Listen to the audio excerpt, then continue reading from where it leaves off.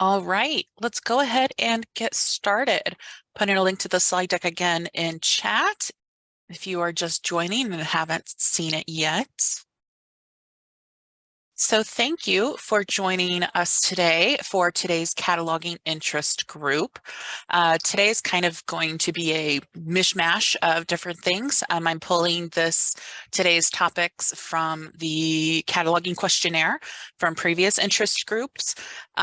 So we're going to talk about cataloging board games, world language materials. We're going to take a look at addition statements, kind of like when to create or import new records, or like when to add it to an existing record. We're going to look at merging records, and then a few MARC record import sources.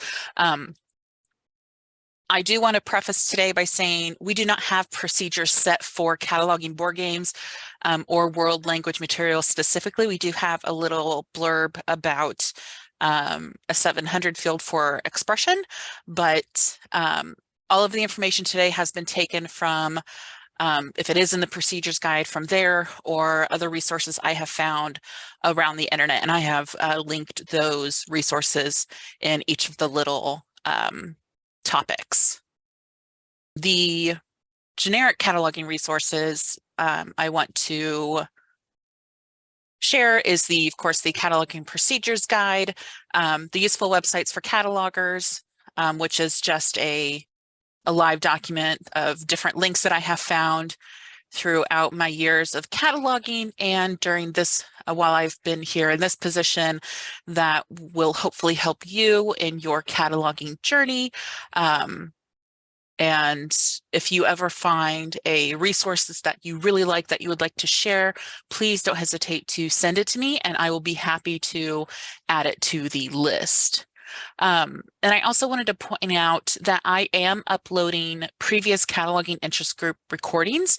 So you can go to our YouTube training channel or also the Evergreen Learn website, and you can see at least a few from 2021, but the last three interest group recordings, which includes going over RDA, authorities, and what was the other thing that we went over? We went over something else, but they are right here if you would like to view them. If there's something that you send in as a question or as a topic that we have already covered, I highly recommend taking a look at these if you weren't able to join us during the presentation, and maybe you will have your questions answered from there. Okay, so first we are going to look at cataloging tabletop games. We can consider tabletop games as like board games, card games, dice games, role-playing games, puzzles. Again, Evergreen, we do not have specific procedures written for these. I am basing this off of the resources I found. And then I did, when I was cataloging board games at Thorntown, I found a resource that I really liked that was really helpful. Do I remember what that resource was? No. Could I find it again? No. So hopefully these will be just as useful. Some of the resources for tabletop games, I found the best practices for cataloging objects from OLOC, which is the Online Audiovisual Catalogers group. There is a presentation from Elizabeth Hobart from Penn State about cataloging tabletop games for special collections. There was an interesting article, I think it's from ALA, about enhancing the discovery of tabletop games. And then I actually found there are genre terms for tabletop games, authorized genre terms, or from a known thesaurus that we can use for those games. So for fixed fields, in the type we want to use R, which is for three-dimensional artifact or naturally occurring object.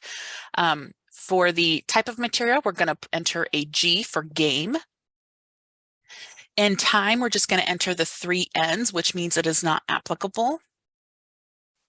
In tech, we are going to enter an N for also, which also means not applicable. And then for audience, it's just what best suits the item in hand.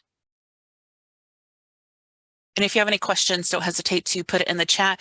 If you also find, if you've been cataloging these and there's something that I don't mention or a resource that you have found very helpful, please put it in the chat.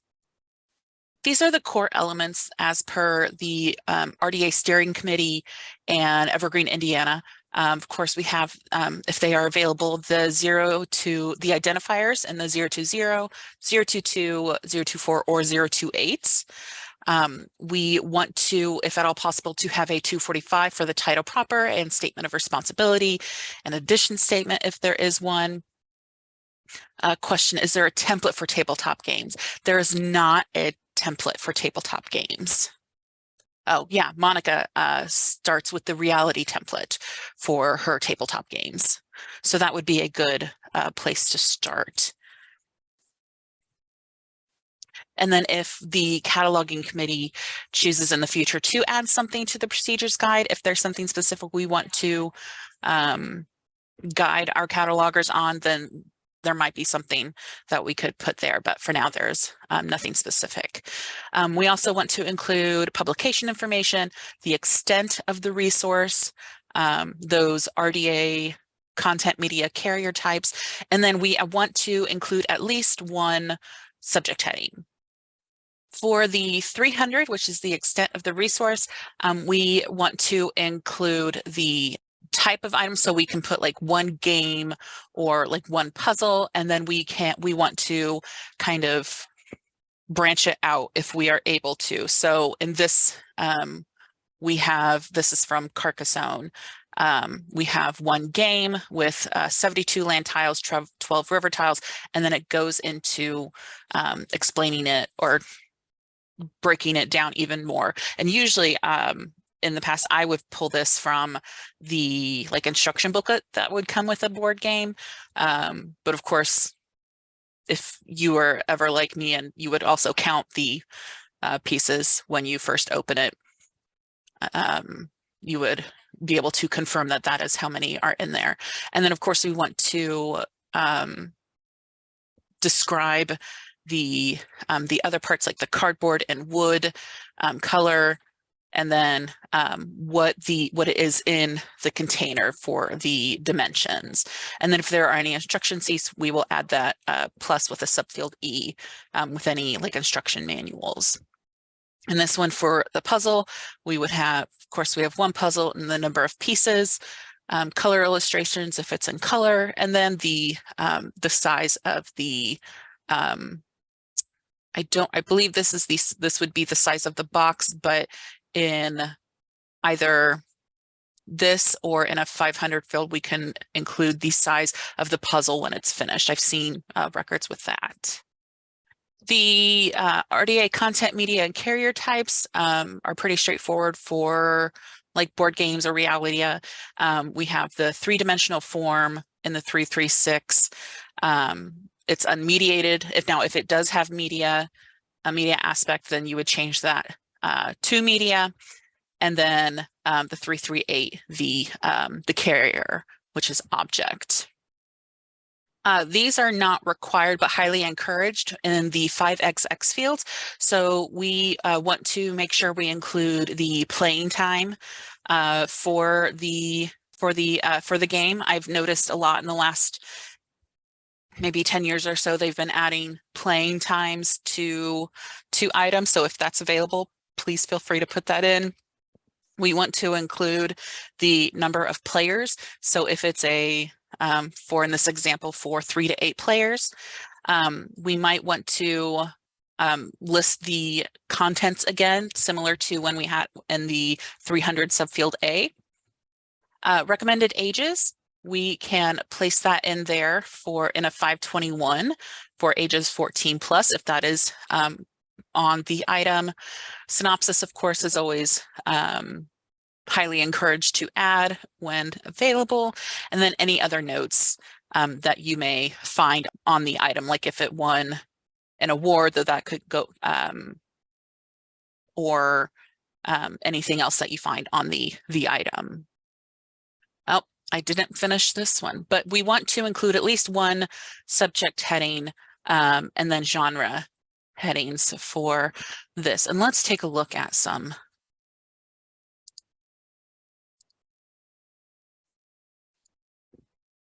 So I'm going to change this to equipment, games, and toys. Let's do, well, I already had Carcassonne up, so let's do that. Okay.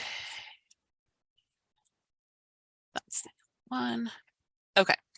So let's take a look at this. Now, I can't say whether or not these records are perfect or great or anything. These are just what we have in the catalog at this time. So we have the we have a 024 for the UPCs, and you might include a 028. Sometimes games, I know I'm talking about all of this in the form of a board game, because I think that's what we mostly have. If it was just like a deck of cards or a card game, then we would, of course, put like X number of cards, things like that. But a lot of the games that I have found have like a product number or ID. So we could find that in a 028 if there was one on here. So we have a 245 for Carcassonne. We have the creator, and if there was any illustrations that was mentioned, that is in here as well. Let's see, 264, 300. This is the big one, because this is it describes everything that is in the box. And we know how it can be kind of frustrating when when board games are checked out and checked back in and we have to count how. I'd be interested to know how you guys handle board game circulating. Do you count the items when they come back? Do you weigh it? I've heard both ways. But so we have subject headings so we have this award for maybe, I don't know this language, but it could be a game of the year type of award. And then we have some subject headings for that. Let's see, examples. Some staff, Mooresville counts them. Some staff love to count them. I mean, I get it. And then Legos are weighed. They count board and dice games. Interesting. So,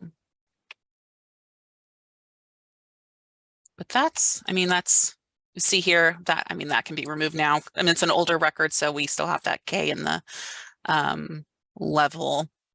But we have the type R, description, TMAT, G for game. Thank you, game of the year in German. Thank you, Greg, I appreciate that.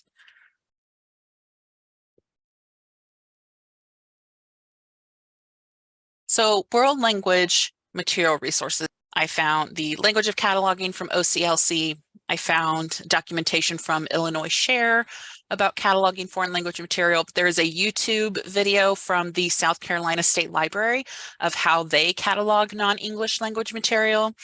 I also included a link to Google Translate and a list or a sheet with Windows accent short keys. This is a useful shortcut to get all of that we might need. In the fixed field for language, we want to put in the language of the item in hand. So whatever language the item is in is what is going to go into the language fixed field. For the language code in the 041, this is just the codes for languages associated with the item. So in the first indicator is either when we're dealing with translations, we would put a 1 in the first indicator. If it is not a translation, we are going to put a 0. No information provided, just leave it blank. For subfields, we will most likely use subfield A and H for translations. So in this example for, I think this is one of the Rainbow Fish books, we have the item in hand is in Spanish, but we have also a version in English, and the original is in German. So we have one subfield A for the language of the text, and then we have two subfield H's for the language of original. So we have an English and German.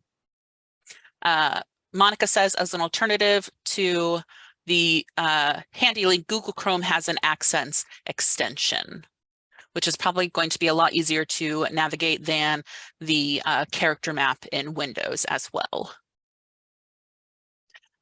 Uniform title in either a 130 or 240, it has to be one or the other. You can't have both in a record.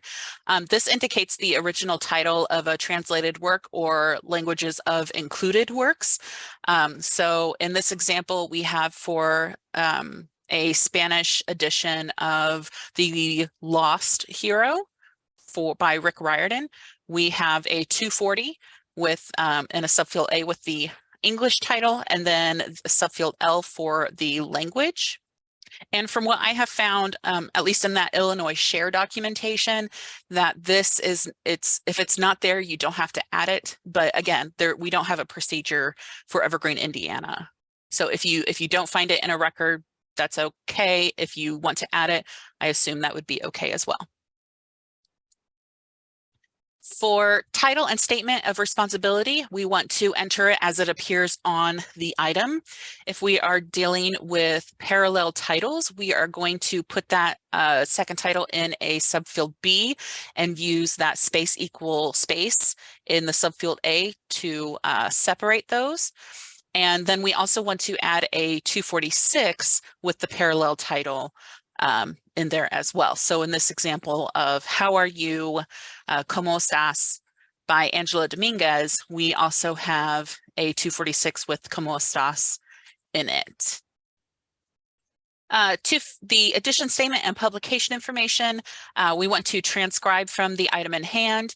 You may add translation for the edition in brackets, or you could use a clarifying note in the 500 for the publisher. So I do not have the item in hand, so I'm just going to assume in this instance for this example that this is correct, that the Spanish edition had the edition statement in English. In the 490 series statement, in the 490, we're going to transcribe it as it appears on the item in hand. But in the 800, we are going to enter the statement as it is established in an authority record. This is very similar to when we are, if we are putting in series information for manga. Manga is usually translated into English, but that authorized heading is in its original language. So this is kind of opposite if the original release is in English, and then we are cataloging, in this example, a Spanish edition. So here's of Olympus, we have transcribed from the item in hand. It's in Spanish, but then in the 800 field, we have the in the subfield T, the authorized heading, but then we include the subfield A for the language of the item.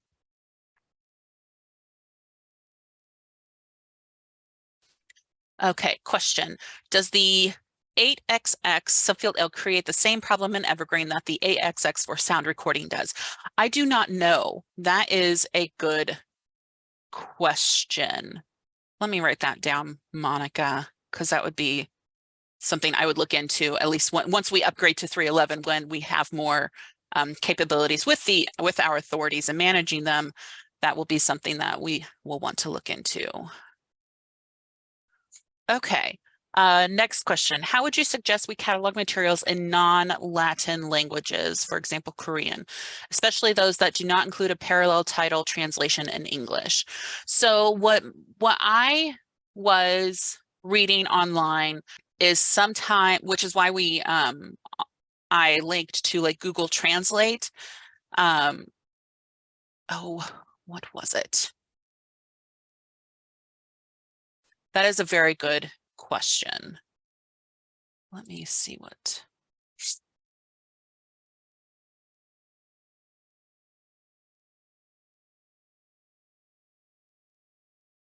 So you could probably put a parallel title in brackets or put it as, I would think you'd be able to put it in brackets because it's not on the item in hand. And then add a 246. You'll just want to make sure you watch the articles and translating, because sometimes they don't, like the translation doesn't match what it's supposed to say. Okay, so 546 language note. This will convey the language content of the described materials. This will usually correspond with the 041. So in this example of the Lost Hero, we have the 041. The subfield A is Spanish because that's what the item in hand is. The language is, and then the subfield H is the original language, so English. And then a 546, we have, this is free text, so it's not a specific controlled vocabulary. So this one says Spanish translation of The Lost Hero. Subject added entries, I have read that, and it depends. So since some places like that Illinois Share say they add headings in the language of the cataloging agency. So us, it would be English. But we also allow, a lot of times you'll see French or subject headings in French. So I say we could probably add the headings in the language of the cataloging agency. And then if you can find a heading in the translated language, go ahead and add that as well for discoverability. That's the big thing. Comment, I will admit to having created a generic Chinese language materials record for entirely foreign language items with no ISBN. Then they just have call numbers like Chinese item 1, etc., and are available for browsing. It's not great, but it's better than them sitting in tech services until we have time, i.e. in perpetuity. Yeah. We can also include, this is the one part about translations that I found in our procedures guide, to add a 700 relationship to the expression. RDA allows a few different ways to express a relationship between the creator and the expression of a work. So we can use a subfield I in a 7XX to help explain that relationship, which is the preferred way in Evergreen, Indiana. So in this example for The Girl Who Played with Fire by Stieg Larsson, we have a 700 with a subfield I, translation of, and then author information, and then the title in the original language. There are other ways though, in a 500 note or a 765 are also accepted when found in copy cataloging. Other tidbits of info, the 3XX fields can be entered in English.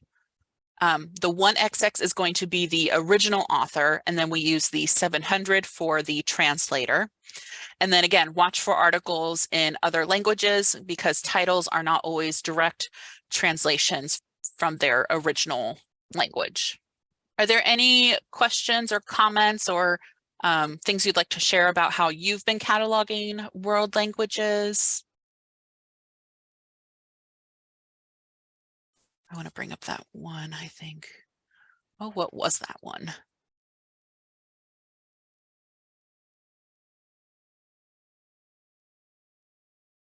How are you, Dominguez?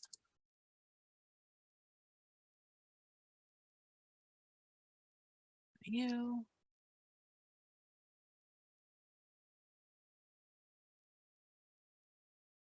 Oh, maybe if I change.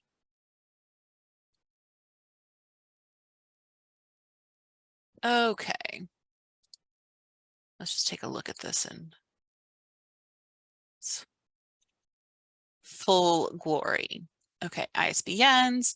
So we have the author, and this is a parallel title. Let me make this a little bigger again. Parallel title, we have that equal sign, then the subfield B with the second title in the other language. And then of course we have that corresponding 246.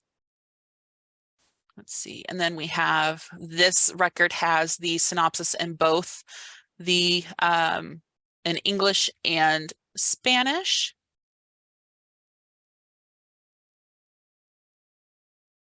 And then we have those 650s. And then remember that 700 doesn't have that that subfield I, but we have that, we have the how are you and how are you with the language Spanish.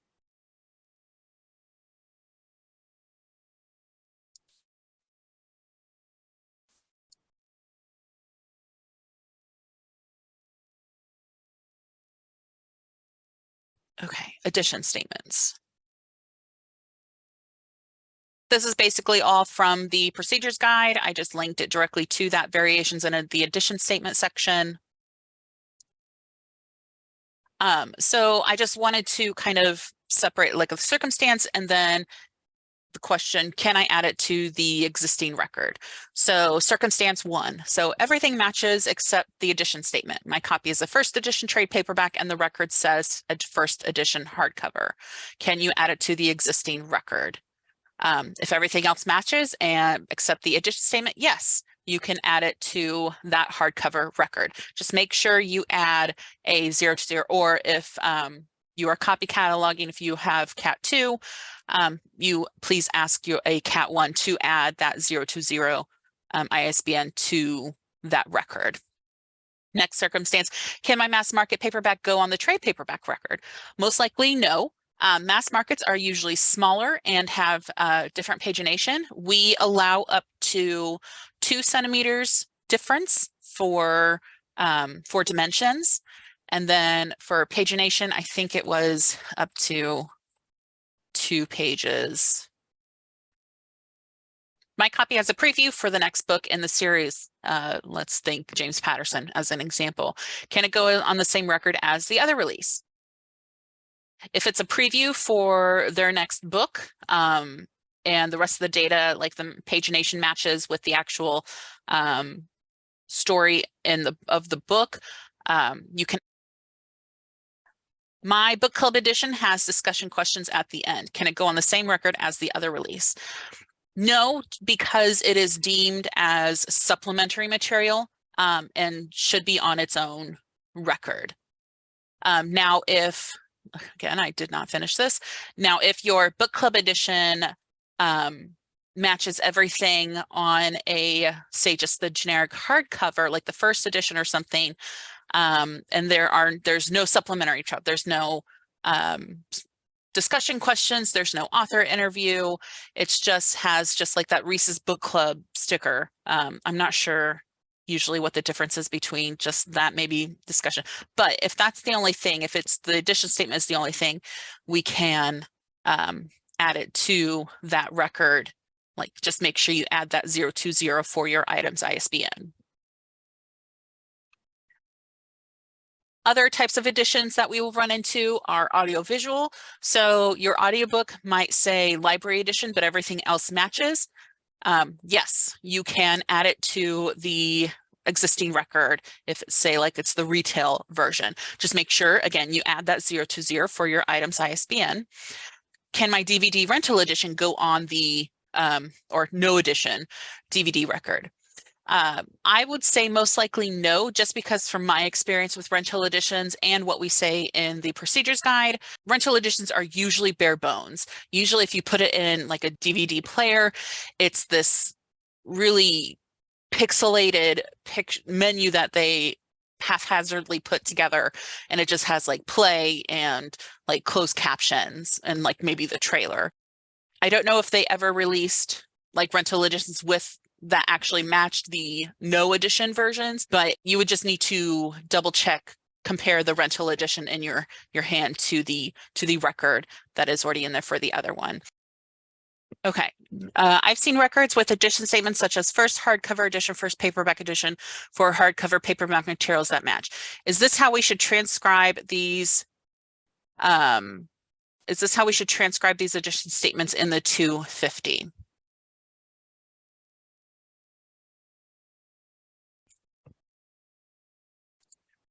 The 250.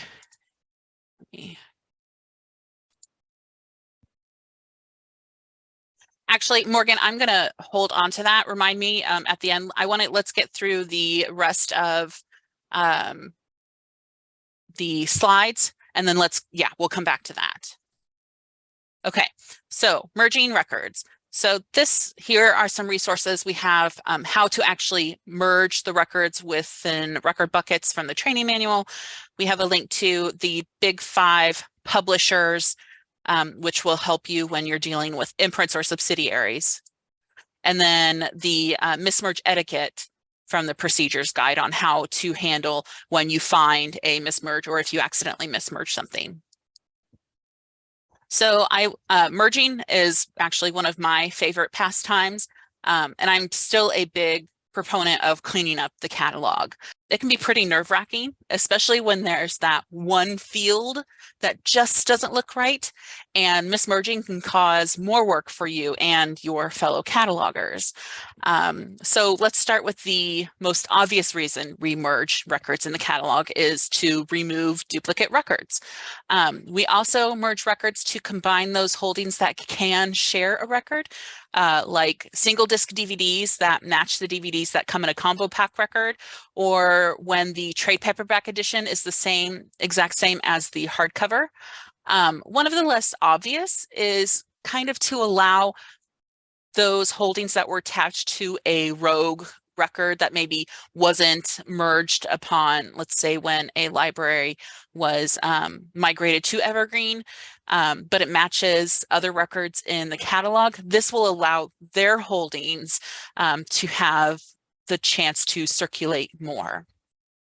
And merging, it can be difficult, especially with older records, because many of those older records, like for classics and things like that, are really poor records. So it's really difficult to even compare them.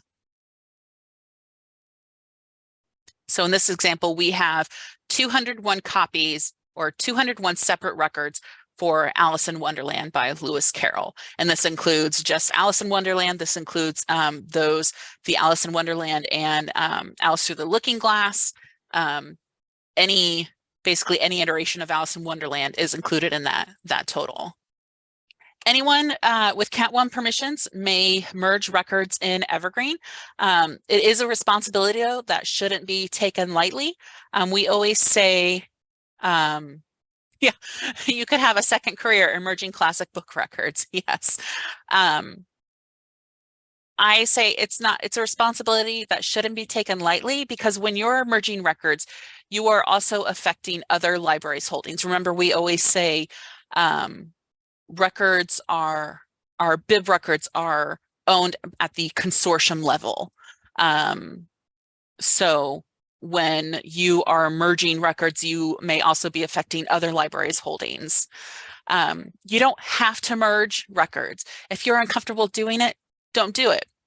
Just you can send an email out to the listserv, or you could contact a committee member if you have questions or concerns. Things to think about when you are looking at merging records: take your time searching and comparing those records.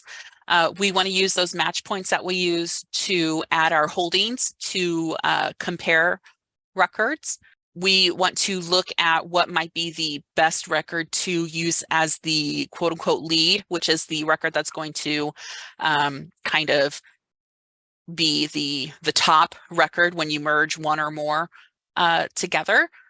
We do have the ability to update those bib records during the merge process. It just depends on your workflow if you prefer to do it during or after. If you ever have any questions about whether or not a record is a match, you can easily exclude it from a merge. It is highly recommended, if not a rule, to clear your bucket immediately after use to minimize the risk of mismerges. But if you do mismerge, fess up. We have all done it at some point. I have definitely forgotten to clear my bucket and then merged 2 completely different records together. I think that was the first time I actually spoke with Bob when he was here several years ago. And then I think this will change in a future version of Evergreen. I'll have to double check, but at least right now, only the lead record notes will be preserved if there are any. Okay, so how do we merge in Evergreen? So first, we want to find 2 or more records that are, or maybe just look similar. We can only compare when we are actually looking at the records from the record bucket. I do recommend not merging more than maybe 3 records at a time, just because based on the size of your screen, there will be things will get scrunched, or you'll have to scroll. And also, if you the less number of records you are merging at one time, if there's a mistake, the less work that Kristen will have to do to unmerge them. So we find 2, let's say we find 2 records that match or do look similar enough to double check. We're going to add them to an empty record bucket. Once we are ready, we're going to go into that bucket and select Merge Records from the Actions menu. This is where we are going to compare the records to make sure that they are a match and remove any that don't match or you aren't sure about. We're going to select that lead record to be, I always say it's going to basically overlay, but that other record is deleted and the holdings are moved over. So, but the leader, we're going to select the lead record. We can make our edits now or after. It is easier to edit then if you are just copying fields from one record to the other by using the flat text editor. We're going to merge the records and then edit if you didn't do so beforehand. Okay, let's look at the.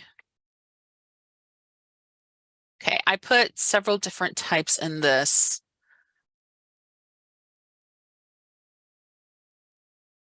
I am selecting only the 2 James Patterson. I am double checking. So I'm going to right click and click on merge selected records. So this information up here can be minimized. I'm going to just do it down here right now. This just gives you a little breakdown of the item, title, edition statement, who it was created by, as in the record, a little more information about when it was last edited by and what date. I usually just minimize these to give myself a little more real estate for the record themselves. So okay, so this is where we are comparing the records. This one is pretty straightforward because if we look immediately, we have the same ISBNs, of course, same title. The only difference we see here is the pub date, which is questionable, but we have the same pagination, series information, subject headings, everything like that. So, and I think this is something I wanted to ask. Find our records, we say, okay, this is what we want. So we're like, which record, if we just decide that these are matches, is the one that looks best, which one that may not need the number of edits, like the and things like that. So if we do that, we could use, we have to select a lead record before we can edit anything. So let's say we're going to select this as lead, and I'm going to click edit. Problem with editing using the enhanced mark editor while merging is everything is, again, kind of scrunched. So I like using the flat text editor while I'm in merging. So I like using the flat text editor in general. We can see that this one has a 526, so this might be something we want to add to the other.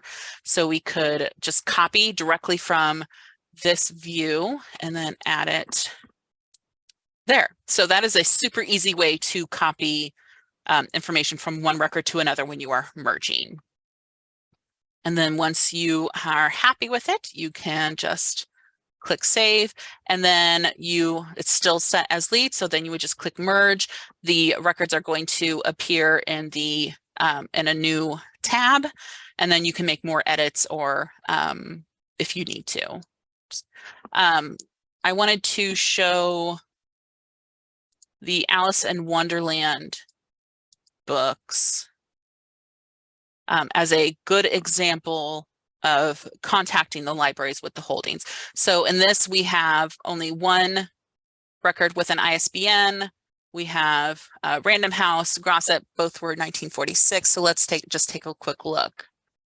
So we could, at first glance, see we have They're all Alice in Wonderland and Through the Looking Glass. They are all illustrated by John Tenniel. And then we have the Grosset and Dunlap. That's 1976. This is 1946.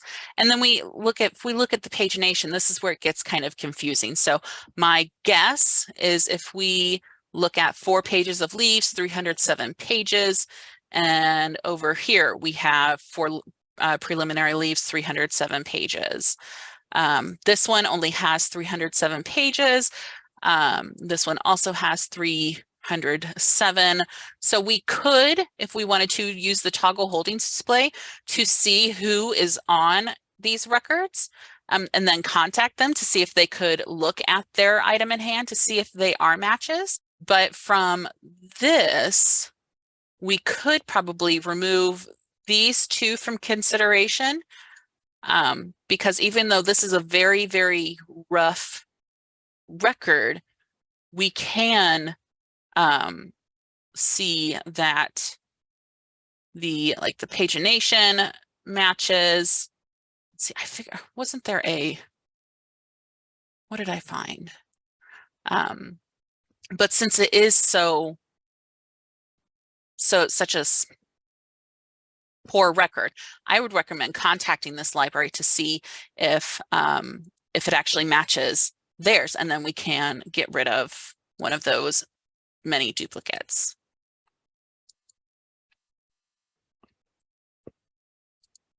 But again, if you're ever unsure about merging records, just don't do it. Send an email to the listserv or those with the holdings on the record in question.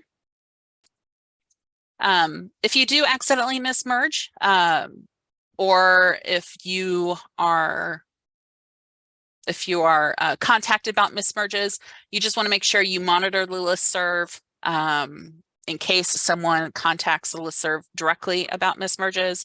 If your library is affected, try to fix it as soon as you're able, because it does affect your holdings and maybe how the holds are placed. You can use the Evergreen Indiana cataloging contact list to directly contact small groups of libraries that are affected by a mismerge. Otherwise, just send a blast email through the listserv. Another thing you might want to do is check the ISBNs on the record that was mismerged to see if there are any duplicated ISBNs that may have caused it.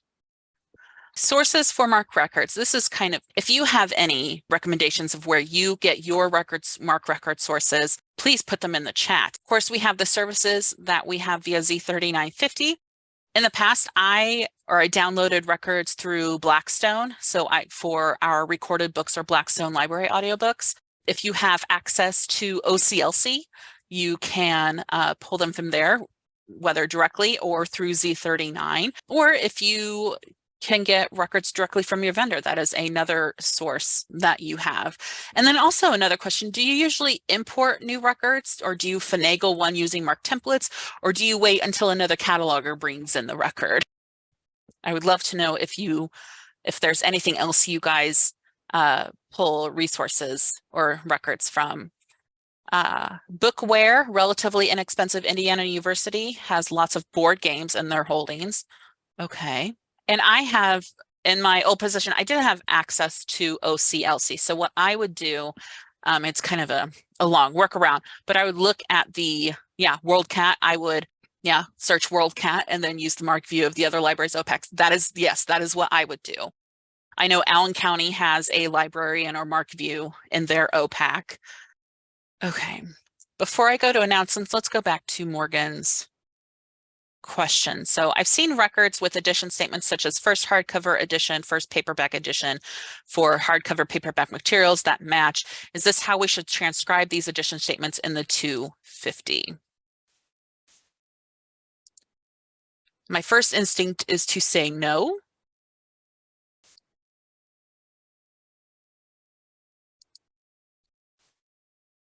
OCLC.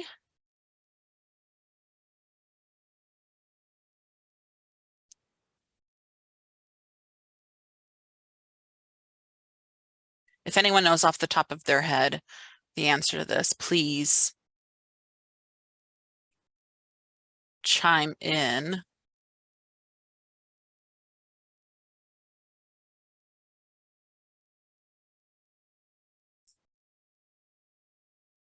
I'm pretty sure. Let's see what. I'm pretty sure addition statements.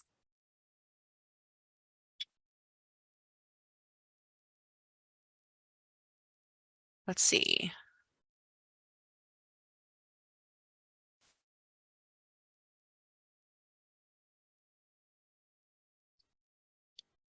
In 2013, Field 250 was made repeatable.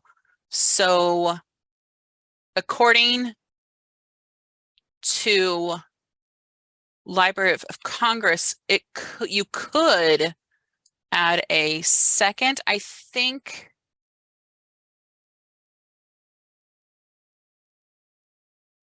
Okay, we know the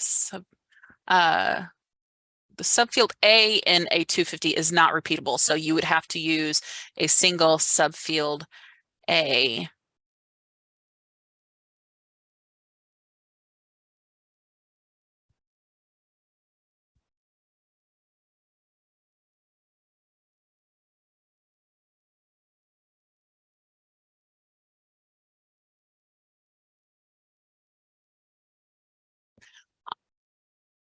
Yes, you can have multiple 250s, but I don't think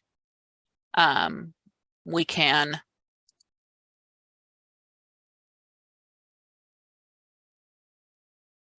Yes, but she is asking because we'll add a first hardcover edition and then maybe like that first trade paperback edition. She has seen 250s with a first hardcover edition / first paperback edition. Are you saying, Morgan, are you saying that you're seeing that as a single 250 set like that? Okay. Monica is saying because of consortium's stance on putting these on the same record, I think this question is something that should be addressed locally by the cataloging committee. Okay. The chair has spoken, and I think that is a very good idea. So, okay, we are at 11 o'clock. Add it to the agenda. Yes. Yeah, especially since the ISBNs are on both. Please use the attendance check-in to let me know that you were here.